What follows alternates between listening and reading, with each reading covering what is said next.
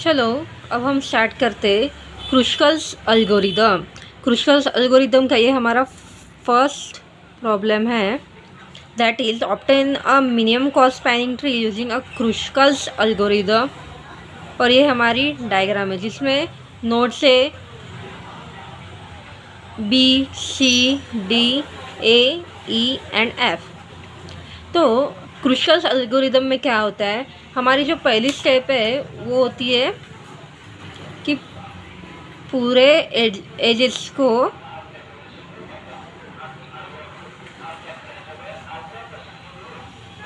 Ascending order में arrange करना। Arrangement okay. इसमें क्या होता है, जो हमारे दो नोड्स के बीच में जो एज है, दो नोड्स के बीच में जो ये लाइन दिखती है उसे हम एज कहते हैं in a design and analysis of an algorithm उसमें। और इन दोनों के बीच में जो ये नंबर्स दिख रहे हैं वो उस एज की कॉस्ट रहती है, और हमें उस कॉस्ट को ही असेंडिंग ऑर्डर में रखना पड़ता है। असेंडिंग ऑर्डर मतलब चढ़ता क्रम, दैट इज़ और हम उसे कहते हैं मतलब छोटे से बड़े वैल्यू, छोटे वैल्यू से बड़े वैल्यू तक उसको अरेंज करना। समझे बच्चों? चलो बाळांनो अब हम स्टार्ट करते हैं। तो सबसे पहले इसमें हमें देखना पड़ेगा कि सबसे छोटी वैल्यू कौन सी है। तो ये 8 है, तो फर्स्ट हम लिखेंगे B as to D 8। Then उसके बाद है ई एज टू एफ 10, जैसे आप देख रहे हैं। उसके बाद कौन सी है, ये बी टू सी वाली। तो ऐसे हम पूरे लिख लेंगे, बी टू सी 11 होगी। उसके बाद सी टू डी देखो कितना है, 12 ओके। और उसके बाद सी टू ए देख लो एक बार, वो कितना है 13, सी टू ए 13। और उसके बाद आती है ई टू, वो ही आएगी ना, हाँ ई टू ए आएगी जिसकी कॉस्ट है 15। देन डी से ई देख लो एक बार, उसकी कॉस्ट है 16। एक बार पूरी वैल्यू काउंट करके देख लेना कि मतलब क्या आ रही है करके। 1 2 3 4 5 6 7, 7 वैल्यू आनी चाहिए। ये 3, ये 7 आ गई है। अब हमारी नेक्स्ट स्टेप है, सेकंड स्टेप है नाउ। उसमें क्या रहता है, जो स्टेज एजेस जो साइकिल फॉर्म नहीं कर रही है उसको हम अपने टी एम्प्टी सेट हमने कंसिडर किया है टी, तो उसमें हम उसे ऐड करेंगे। अगर वो साइकिल फॉर्म कर रही होगी, कोई लूप बना रही होगी, तो हम उसे रिजेक्ट कर देंगे। तो वही अपने हमें यहाँ पे थ्योरी में थोड़ा लिखना पड़ेगा, क्योंकि हम पूरा का पूरा न्यूमेरिकल अगर हमें सॉल्व करना है तो हमें उसका एल्गोरिदम और थ्योरी लिखनी ही पड़ती है। तो यहाँ पे आप लिख सकते हैं, now initialised empty set T and start considering the edges in an ascending order of the cost, only those edges which will not form a cycle।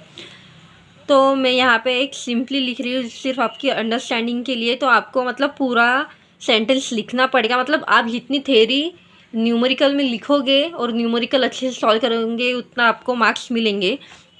तो फिर now those edges will not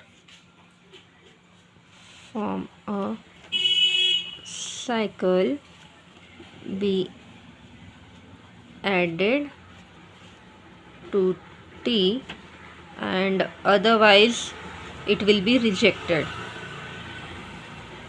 Otherwise it will be rejected okay. तो अब यहाँ पे हमें एक tabular form में उसको अरेंज करना है। हम उसे एक टैब्यूलर फॉर्म में कन्वर्ट करेंगे। जैसे कि देखो, टैब्यूलर फॉर्म में कन्वर्ट करने के लिए अब ये डायग्राम देखो, मतलब इस डायग्राम से ही हमें निकालने हैं। तो हम सेकंड स्टेप इस पे सॉल्व करेंगे,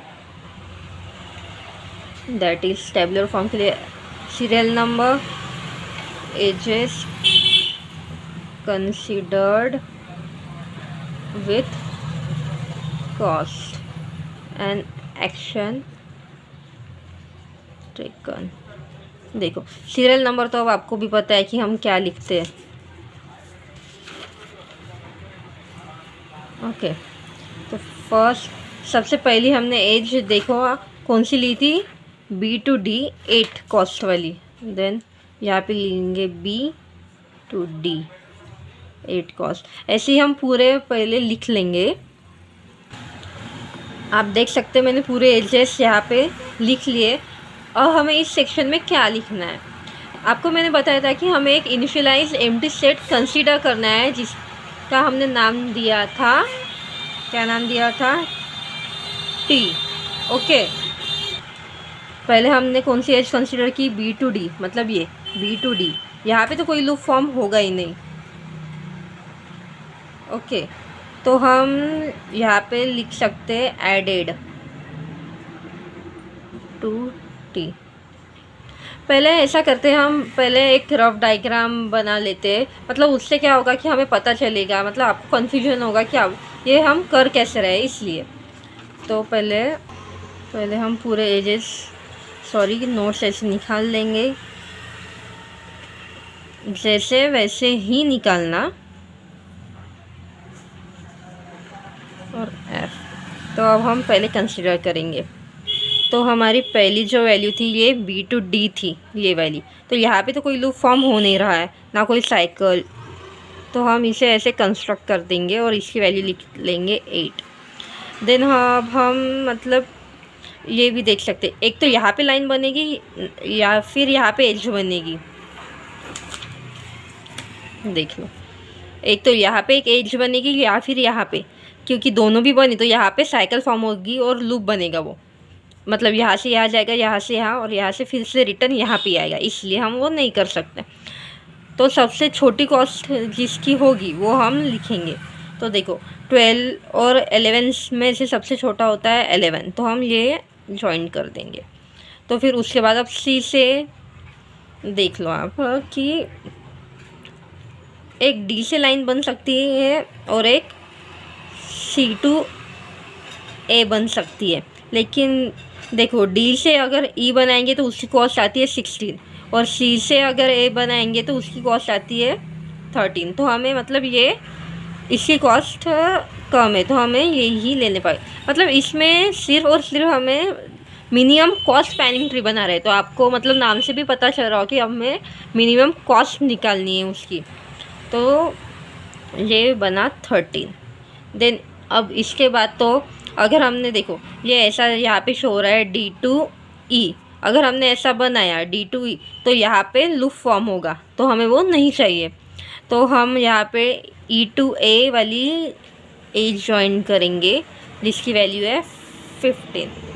तो यहाँ पे अब देखो कौन सा ही लूप फॉर्म नहीं हो रहा, मतलब कौन सी भी ऐसा पूरा बॉक्स ऐसा बन रहा है जहाँ पे हमें साइकिल फॉर्म होगी, और ये वाला फिर ये तो बनेगा ही। यहाँ पे तो कोई मतलब एज है ही नहीं ना, मतलब यहाँ से देखो यहाँ पे जॉइंट है ही नहीं, तो यहाँ पे कन्फ्यूजन की बात ही नहीं है। समझा बाळांनो? देन उसके बाद देखो ये हमारा